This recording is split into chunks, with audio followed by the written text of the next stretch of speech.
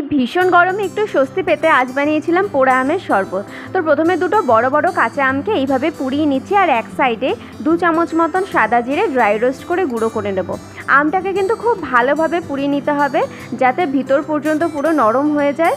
এবার আমের খোসাটাকে আমি ভালোভাবে ছাড়িয়ে নিচ্ছি। আপনারা চাইলে প্রথমে ঠান্ডা জলে ভিজিয়ে রেখে তারপরেও খোসাটা ছাড়িয়ে নিতে পারবেন।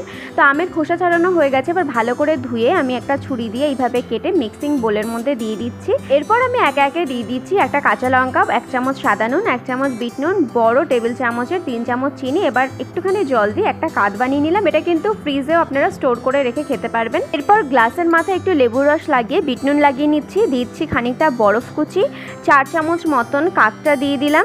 এবার দিচ্ছি ঠান্ডা জল খানিকটা, আর উপর থেকে ড্রাই রোস্ট করা জিরের গুঁড়োটা দিয়ে ভালো করে একটু নাড়িয়ে চাড়িয়ে নিতে হবে। তাহলেই রেডি আম পোড়া আমের শরবত। আমার ছেলেকে দেখে নিশ্চয়ই বুঝতে পারছেন কতটা টেস্টি হয়েছিল।